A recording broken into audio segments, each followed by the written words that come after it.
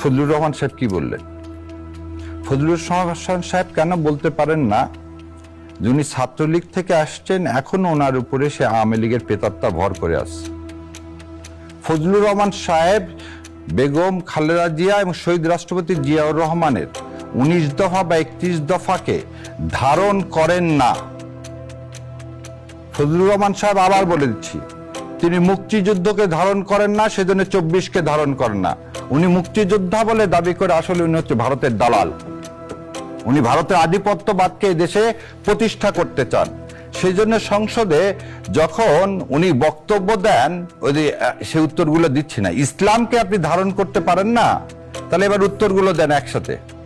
বাংলাদেশকে ইউনাইটেড নেশনে 72 সালে কেন সেদিন মেম্বারশিপ দেওয়া হয়নি? 72 সালে চীন কেন বলছে? 72 সালের আগস্ট মাসে চীন বলতেছেন, কি বলতেছে চীন? নিরাপত্তা পরিষদে ভেটো প্রয়োগ করলেন। কেন? ইন্ডিয়ান সোলজার হচ্ছে যতক্ষণ না সরবে ততক্ষণ আমরা কি দিব না, আমরা ততক্ষণ পর্যন্ত সমর্থন দিব না। চীন তো আমার স্বাধীনতা চাইছে। তো চীন হচ্ছে, আজকে যখন বলা হয় যে শেখ সাহেব নাকি আপনি কি করছেন, শেখ সাহেবের জন্য সমস্ত সৈন্য ফেরত গেছে, আপনি চীনকে বলেন বাংলাদেশ স্বাধীনতা বিরোধী। হয়তো চীনের জন্য আপনি বাংলাদেশ পাইছেন, নাহলে সেদিন সোভিয়েত ইউনিয়ন এবং ভারত বাংলাদেশকে অঙ্গরাজ্য হিসাবে এক করে দিতেন। এবং তার একটা উদাহরণ দিই আপনাকে, এই যে শ্রীমতী ইন্দিরা গান্ধী 31 মার্চ 1971 সালে বক্তৃতায় বলতেছেন, পূর্ববঙ্গে সংগঠিত সাম্প্রতিক ঘটনাবলিতে, পূর্ব পাকিস্তান বলেননি, বলছেন পূর্ববঙ্গ। সেটা কয় তারিখে বলছেন? 31 মার্চ 1971 সালে। সো এই ফজলুর রহমানরা চাই বাংলাদেশ ইন্ডিয়ার সাথে এক হয়ে যাক, বিলীন হয়ে যাক, যেটা শহীদ রাষ্ট্রপতি চায়নি। মুক্তিযুদ্ধকে ধারণ করে না। আবার তিনি অভিযোগ করছে যে কোনো মুক্তিযোদ্ধা এবং মুক্তিযোদ্ধা পরিবারের কেউ জামায়াত ইসলামী করতে পারে না, কোনো শহীদ পরিবারের কেউ জামায়াত করতেই পারে না, করলে এটা ডাবল অপরাধ। কি বলবেন? এবার আপনাকে প্রথমে বলে দিই যে আপনি প্রথমেই শুরুতে বলছেন আমি কিন্তু জামাত সমর্থক বলছেন না। আমার 2 চাচার লাশ এখনো পাইনি।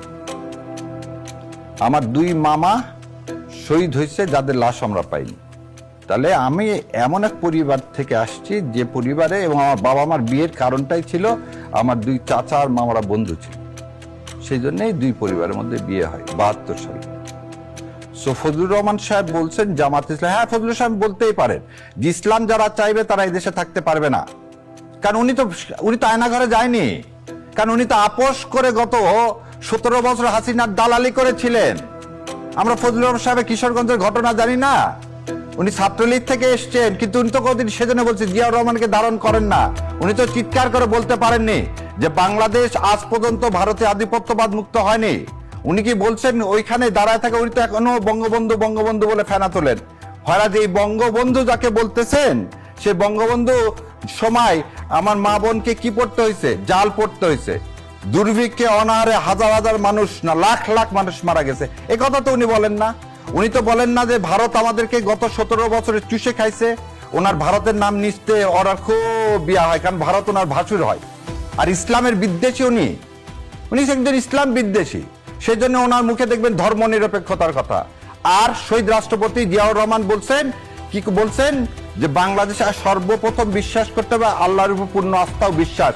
এবং 1976 সালে প্রেসিডেন্ট জিয়াউর রহমান আসার পর, আমি বলি যে সংসদে ভাইদের তোলা উচিত, প্রেসিডেন্ট জিয়াউর রহমান আসার পর সৌদি আরব আমাদেরকে কি দিলেন? স্বীকৃতি দিলেন, এবং প্রথম আমাদের দেশ থেকে লোক নিলেন। কেন? শহীদ রাষ্ট্রপতি জিয়াউর রহমান বললেন, আমরা মুসলমান দেশ, আমরা আপনার কাছে সাহায্য চাই না, আমাদের 2টা হাত আছে, আমাদেরকে কাজ দেন। সো এই ফজলুর রহমান যদি বিএনপিকে অন করে থাকে, শহীদ রাষ্ট্রপতি জিয়াউর রহমানকে অন করে থাকে, তাহলে আজকে দাঁড়া থেকে এই কথা বলতে পারে ইসলামের বিরুদ্ধে?